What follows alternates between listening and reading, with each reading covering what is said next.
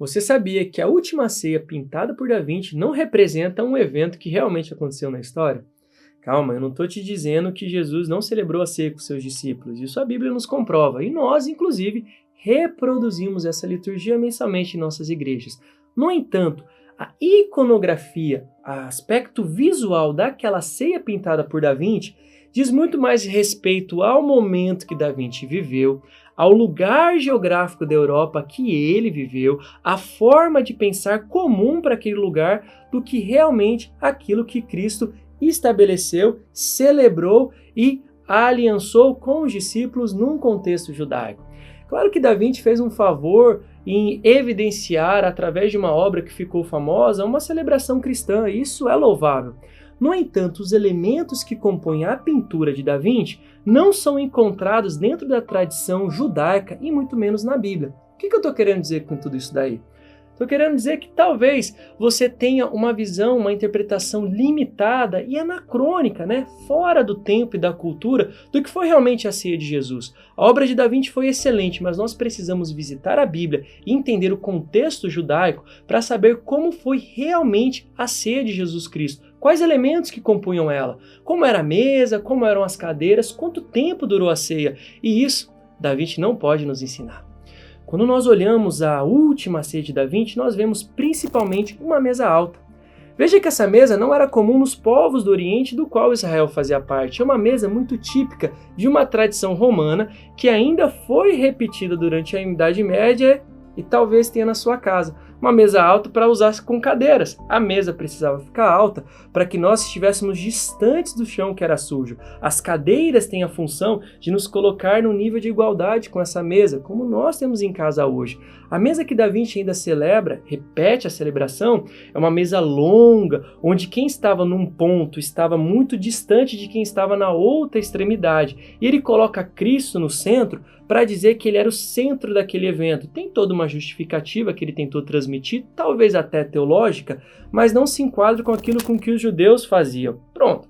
Mais ou menos então foram esses os elementos que você está vendo na imagem, que nos remetem ao contexto que Da Vinci viveu. Tem até ali os apóstolos conversando, onde nós podemos deduzir quem era um, quem era o outro, e tem até teorias da conspiração sobre aquela obra, mas a nossa responsabilidade é com a história. Por isso que agora nós vamos olhar e tentar analisar um pouco de como realmente foi a ceia de Jesus. O primeiro elemento que você tem que descartar é a mesa. A mesa não era retangular, a mesa não tinha uma liderança na ponta, como nós fazemos hoje, a mesa não tinha liderança no lugar elevado, como Da Vinci fez. A mesa judaica, que vinha também de uma outra tradição romana, muito provavelmente, era uma mesa baixa em formato de U. Os romanos daquele contexto, daquela região do Oriente, da região ali da Judéia, da província da Judéia, faziam uso dessas mesas. E Jesus, mesmo sendo judeu, estava condizente com o seu contexto e se utilizava dessa mesa. Então, as refeições eram feitas num plano um pouco mais baixo. Para sentar, não havia cadeiras altas, como nós temos hoje. Havia, sim, estofados no chão. Então, se a gente pode imaginar, talvez, aquilo que nós fazemos com os nossos filhos ou no momento de descontração em casa, que é nos sentar no chão e colocar algum suporte como se fosse uma mesa para assistir uma televisão. Mais ou menos parece isso daí com a ceia de Jesus. Quer dizer, isso parece mais até que o que Da Vinci pintou. Jesus estava sentado no chão, com uma mesa de altura baixa, e os seus discípulos estavam ao seu redor, provavelmente em formato de U, de modo que ele tinha um alcance visual de todos. Ele não precisava virar a cabeça para ver quem estava numa ponta e deslocar os olhos para ver quem estava na outra. Jesus tinha todos à sua frente. Esse é o primeiro elemento e é fundamental, porque a igualdade que era estabelecida através da mesa. Outro ponto importante é nós entendermos que não havia apenas um cálice ali. Eles estavam bebendo sangue, bebendo vinho, como realmente foi estabelecida a nova aliança, mas existiam inúmeros outros elementos. Poderia ter um copo com água, poderiam ter outras refeições, como a tradição judaica nos mostra, não só o pão asmo, o cordeiro, que Jesus tipificava, mas provavelmente tinha um cordeiro ali, e as ervas amargas. Existiam outras pastas, existiam outros alimentos com frutas, e você sabia que aquela ceia não era apressada? Diferente das refeições que nós fazemos hoje, ou até aquilo que Da Vinci quis representar, a ceia judaica era uma ceia longa e demorada. Da Vinci tentou congelar uma imagem e reproduzi-la numa pintura, mas a celebração judaica era uma celebração muito longa.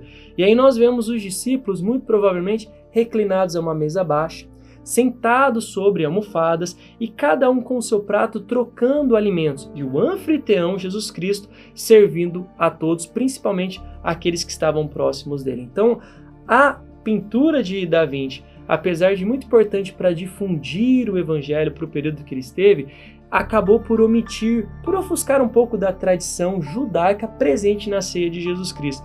Não é um problema, então, o que tem na ceia de Da Vinci. O problema é nós acharmos que aquilo foi uma verdade bíblica e esquecermos que Jesus celebrou a última ceia, celebrou a nova aliança, gastando horas de conversa com seus discípulos, falando sobre o reino dos céus, sobre o reino vindouro, sobre o estabelecimento da sua aliança na terra. Não foi uma coisa apressada, como talvez queira mostrar Da Vinci, ou como talvez nós precisamos fazer na igreja, mas foram horas investidas com seus discípulos para aqueles que entendessem que a sua aliança é eterna.